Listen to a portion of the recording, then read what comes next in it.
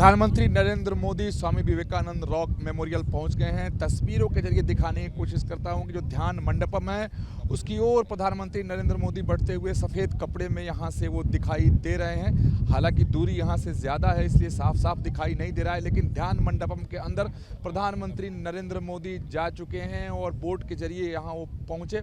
सारी व्यवस्था पहले से ही यहाँ मुकम्मल कर ली गई थी क्योंकि प्रधानमंत्री नरेंद्र मोदी को यहाँ लगभग 45 घंटे तक ध्यान करना है। और ये जो विवेकानंद रॉक मेमोरियल है अपने आप में ऐतिहासिक है, इसका धार्मिक महत्व भी बहुत ज़्यादा है। स्वामी विवेकानंद 1892 ईस्वी में 25 दिसंबर से लेकर 27 दिसंबर तक यहाँ ध्यान किए थे। और स्वामी विवेकानंद ध्यान करने के लिए यहाँ इसलिए पहुँचे थे कि ठीक ध्यान मंडपम के सामने एक और मंदिर है जो यहाँ से दिखाने की कोशिश करता हूँ कि वो मंदिर यहाँ से काफ़ी छोटा दिखाई दे रहा है।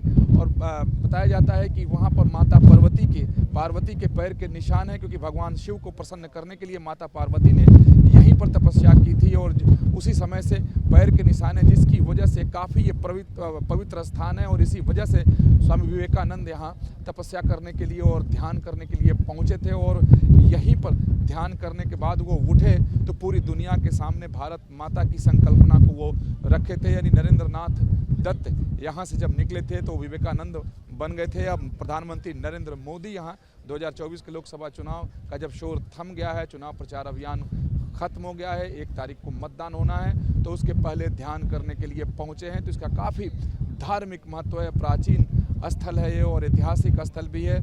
और यहाँ पहुँचने के पहले प्रधानमंत्री नरेंद्र मोदी ने जहाँ पूजा अर्चना की देवी भगवती मंदिर में, वो मंदिर भी शक्तिपीठ है, 51 शक्तिपीठों में से एक है। और प्राचीन ग्रंथों में कथा आती है कि सती का जो है वो पृष्ठभाग यहाँ पर गिरा था, उसी समय से ये शक्तिपीठ है। और पूरी दुनिया के जितने भी सनातनी हैं जो कन्याकुमारी आते हैं वो इसी वजह से आते हैं कि उस शक्तिपीठ का वो दर्शन करना चाहते हैं। और इस पीठ के बारे में मान्यता ये है कि ये मनोकामना पूर्ण करने वाली पीठ है, यानी विजय श्री यहाँ से मिलती है। और ये कहा जा रहा है कि शायद प्रधानमंत्री नरेंद्र मोदी इसीलिए यहाँ पहुँचे हैं कि यहाँ से विजय श्री का आशीर्वाद उन्हें 2024 के लिए मिले। तो सबसे पहले कन्याकुमारी पहुँचने के बाद प्रधानमंत्री नरेंद्र मोदी ने पूजा अर्चना की और उसके बाद रॉक मेमोरियल पहुँच गए हैं ध्यान करने के लिए। और काफ़ी समय से इसकी तैयारी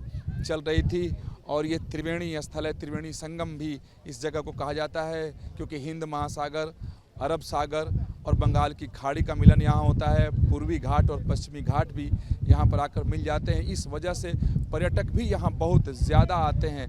धार्मिक तौर पर तो लोग आते ही हैं, जो तीर्थयात्री हैं वो यहाँ आते हैं दर्शन पूजन के लिए, लेकिन पर्यटक भी यहाँ देखने हिंद महासागर को, अरब सागर को और बंगाल की खाड़ी को एक साथ देखने के लिए आते हैं। और लोग इस जिज्ञासा में भी आते हैं कि यहाँ पूर्वी घाट और पश्चिमी घाट एक हो जाता है तो पर्यटकों के आकर्षण का केंद्र तो यही है। और इसका अपना प्राचीन महत्व है कि जितने भी प्राचीन ग्रंथ हैं उसमें इस स्थान की चर्चा है। और कन्याकुमारी इसीलिए इस शहर का, इस ज़िले का नाम पड़ा है क्योंकि माँ यहाँ कन्याकुमारी के रूप में स्थापित हैं।